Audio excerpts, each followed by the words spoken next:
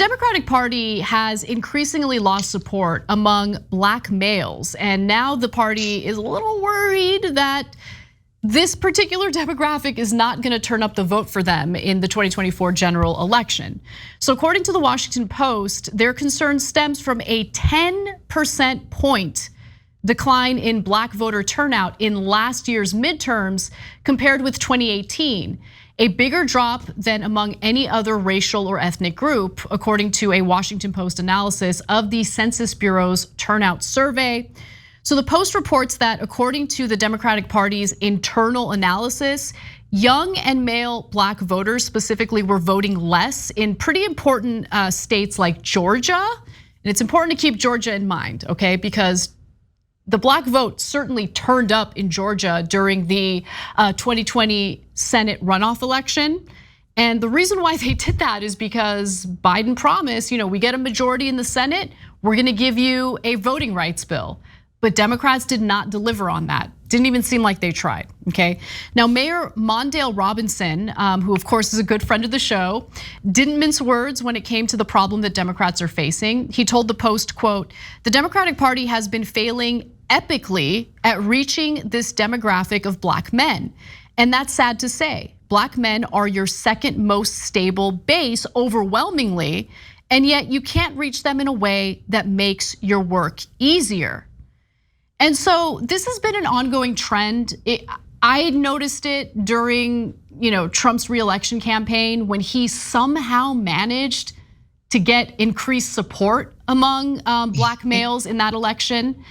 And so I'm curious what you think about this, Waz. What do you think is at the heart of this issue? Why do you think the Republican Party has increased its support among Black male voters? And even though it's not part of this particular story, they also increased support among Latino voters as well. The thing about the Republicans gaining support, I think we're talking about something like going from 10% to 12, right? Like it's not as if they've gotten some massive bump in Black male vote. And I think the lack of turnout, which I think is a bigger issue for Democrats, rather than voters flipping, but just general apathy, I think that's a problem to them because they've been found out by a lot of people, guys. Like, I think a lot of people realize that these fools are all talk. And when they do lift a finger, it's to enrich the military industrial complex. It's to crush workers in the railroad union. It's not on behalf of Black people at large, and especially Black male voters. Like, they're not doing anything for that demographic of people, and all they've done, in fact, is patronize them. And honestly, I think it's a dodge to try to blame some of their electoral issues on the lack of turnout from Black males in places like Georgia. I think the lack of enthusiasm generally that they're able to generate, and is because they don't bring anything for people. They just don't. When they snap into order as a party and as an establishment, is to do things for people that are already doing quite well for themselves in our society. And I think people are turning their eyes open to this, and they're not impressed by it. Why should anybody be surprised by this? Yeah, I think the way Biden handled the potential rail workers strike is such a good example of what you're talking about, right?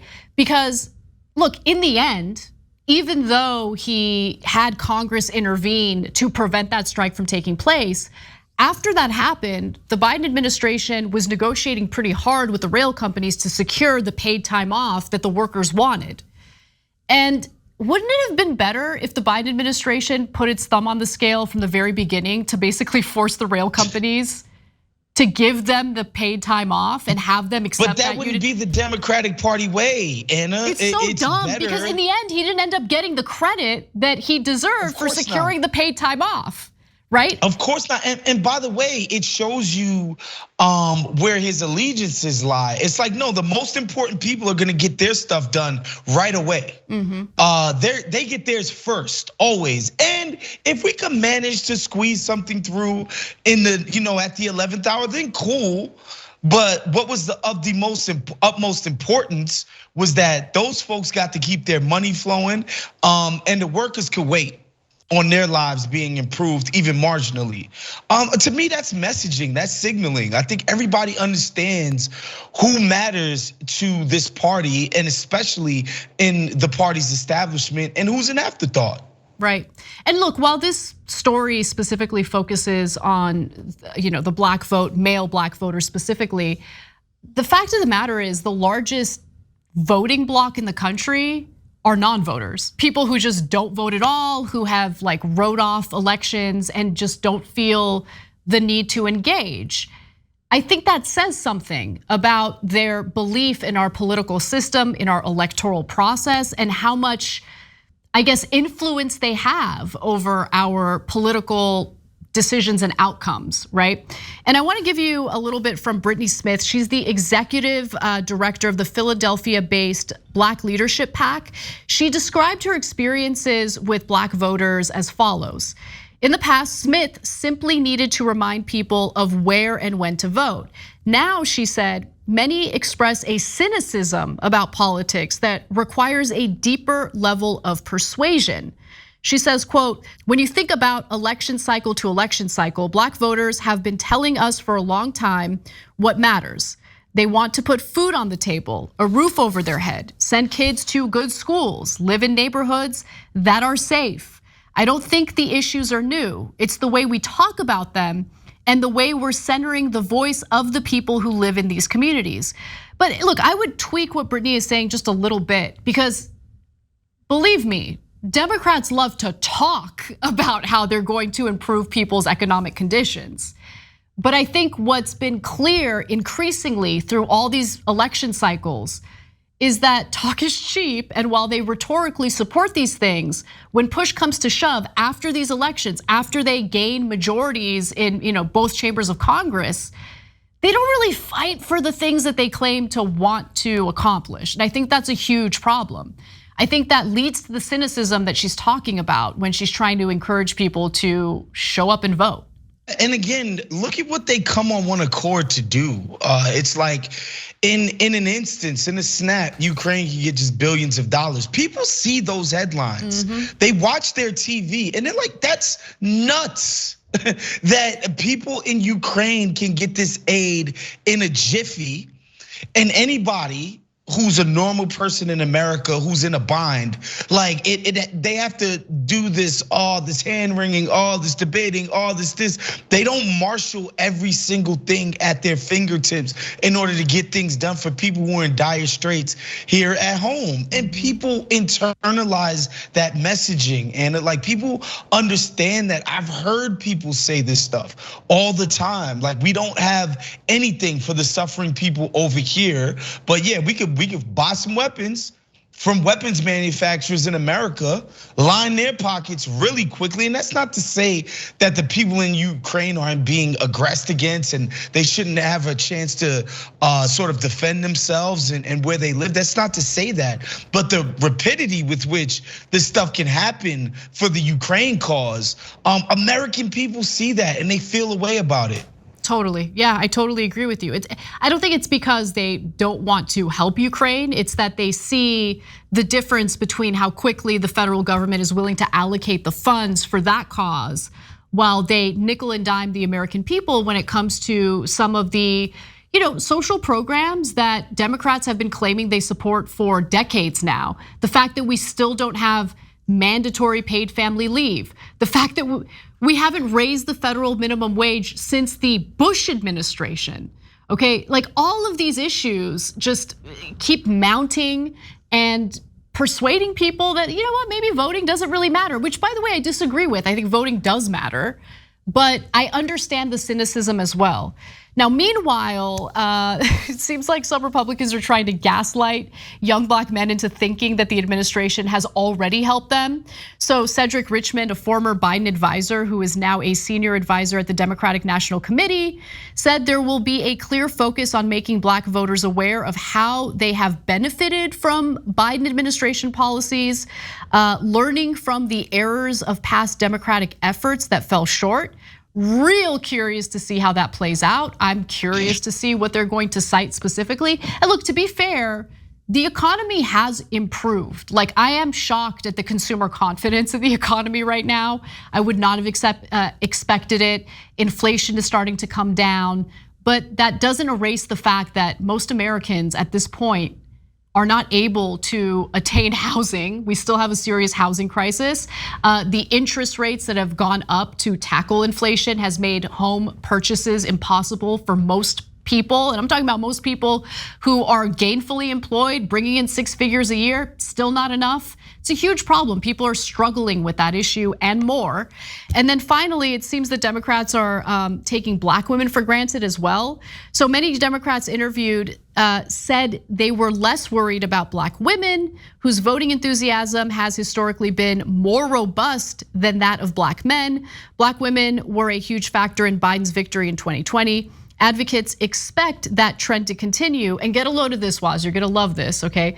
To continue, particularly with Vice President Harris on the ticket and the appointment of Supreme Court Justice Ketanji Brown Jackson, who both made history as the first Black women in their roles.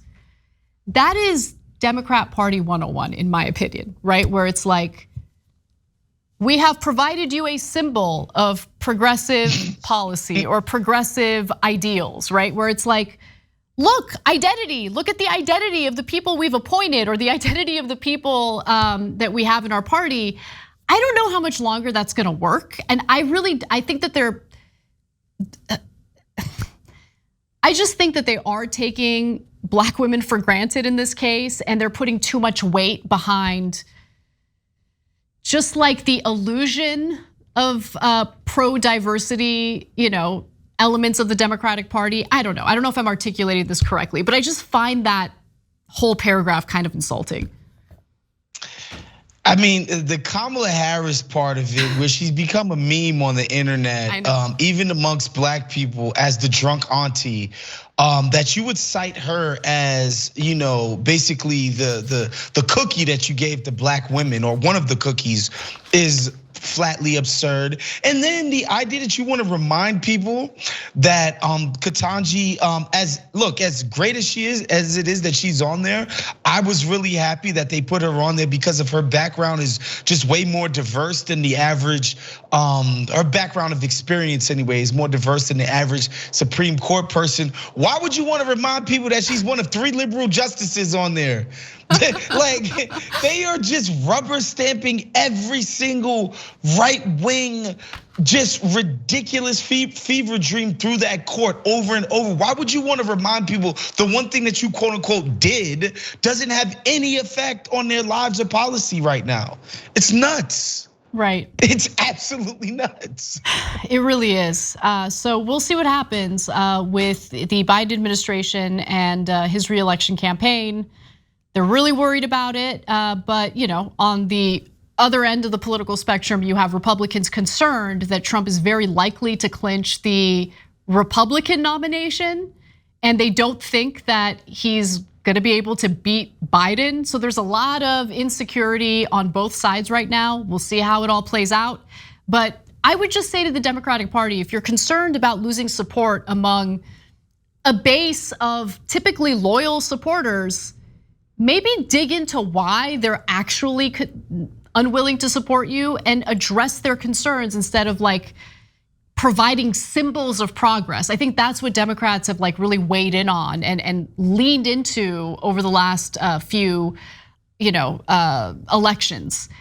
Actually give people something to vote for. And by the way, Anna, just one more thing. I want to remind people, probably the most popular government policy that has come out, man, I would say in the last, 10, 15 years was the damn stimulus. And it wasn't the Black stimulus, it wasn't the Latino stimulus, it was the stimulus. They put money in people's pockets, and universally, people absolutely loved it.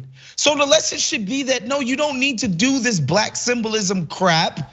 Do stuff that makes people's lives better materially. Those tax child credits that people enjoyed, they loved that. They did. It wasn't the Black child credit. It wasn't the Latino or the Asian or the whatever, or the indigenous. It was just a great program that helped a lot of working people. How about they just do that? That's such a good point. Whenever you implement universal policies rather than divvy up policies based on identity, they tend to poll better. They're far more popular. And I think that you're right. I think that would actually help the Democratic Party more than anything. Thanks for watching The Young Turks. We really appreciate it. Another way to show support is through YouTube memberships. You'll get to interact with us more. There's live chat emojis, badges.